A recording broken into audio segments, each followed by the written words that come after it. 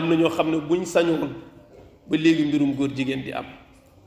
gis ngeen démb dialogue yi nu woote di waxtaane mbirum parti politique loolu lu ci mbirum góor jigéen wuti ñu ngi waxtaane parti politique yi ci réew mi ñoom nan lañuy def seeni doxalin ak seeni tëralin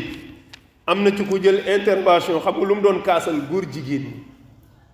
xam nga kooku kon moom am na problème bu mu waxul kenn parce que buñ ne woon sax barab bii dañ fiy wax rek lu waay bëgg a wax waaye yéen ñu yore ay parti politique kaay leen ñu waxtaanee réew mi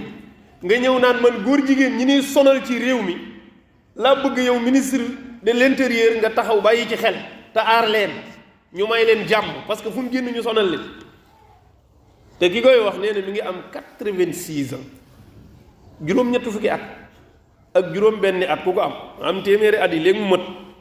moom yitteem mi ngi nekk ci nan la ñuy def ba jàmmal góor jigéen ñi ñu dund ci jàmm. man loolu daf ma tiital mag mu toll noonu am na leneen lu waroon a nekk yitteem ka njaboot gii tey nu ñuy def ba aar leen mais moom mi ngi ci nan la ñuy def ba aar góor jigéen ñi xam ne kooku am na problème bu mu waxul kenn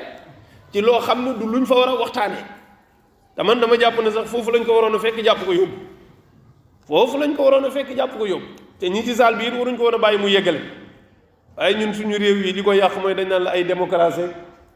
nekk day wax xalaatam am na xalaat yoo xam ne kenn du ko déglu nit ñi kenn waru leen jéem a convaincre ci góor jigéen ñi nañ am jàmm mukk ci àddina ñaara mën a nekk duñ bokk société bi mbaa nu tegu waat ci raay bi mel ni nit ñi mais utal leen ay ruq kon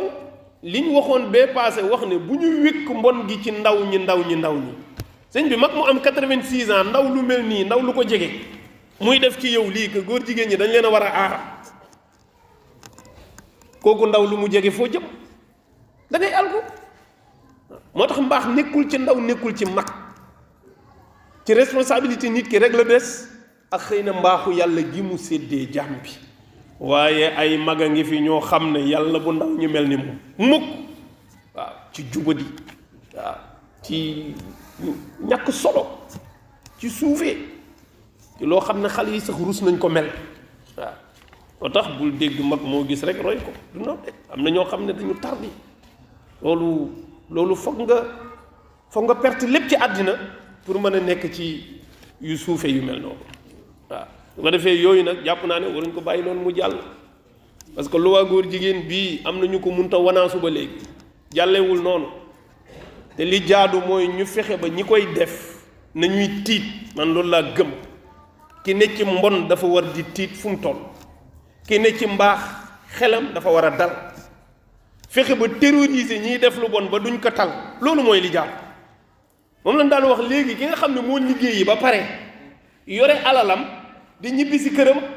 di gestu di tiit te moom alal ji moo ko ñaq lew na ko waaye lan lay tiit ñu dogale ko agressé ko boobu jamono ki war a agressé mi ngi téye armam nekk en l'aise di xaar fu mu la jekku yow mais lu tax ki ne ci mbaax di tiit ki ne ci safaan nekk en l'aise dañu war a fexe ñiy def lu bon fu ñu toll seen xel du dal fu ñu toll ñuy tiit te képp kuy yëngu ci lu mel nii dañu war a fexe foo nekk sa xel du dal te man loolu société sénégalaise bi doy nañ la ci wax dëgg yàlla nit ñi moom bu njortee dara ci yow ci góor jigéen mooy yow pare nga ci ñoom te loolu baax na ñun loolu mooy suñu gàllaaj dégg ngeen barki démb benn avocat taxaw nee na góor jigéen ñi jàpp ku ne woo na ko ci mu ne waaye du ko jël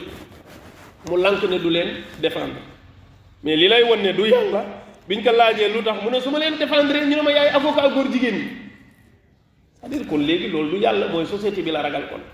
moo tax loolu mooy suñu gàllaaj ñun noonu la baaxee mooy taxawaay boobu bu askan wi dañ di ko am moo tax keroog maa ngi dégg ancien ministre de l'intérieur mook mag ñi may wax léegi soreewul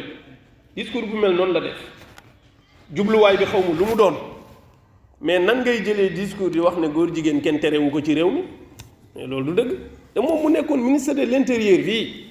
mën nañoo wax ne sax lii di feeñ nii am na ci responsabilité bu rëy rëy waaw ndax jamono yi muy nekk ministre de l'intérieur am na association yu mu may récépissé yoo xam ne dañuy dooleel góor jigéen toog na ci télé wax toowu sida yi ni mu mel ci góor jigéen ñi taux bi dafa jéggi dayo ndax moom xam na ko moo ko yoroon waaye léegi boobu bi mu ko xamee lu mu ci def defu ci dara noppi waale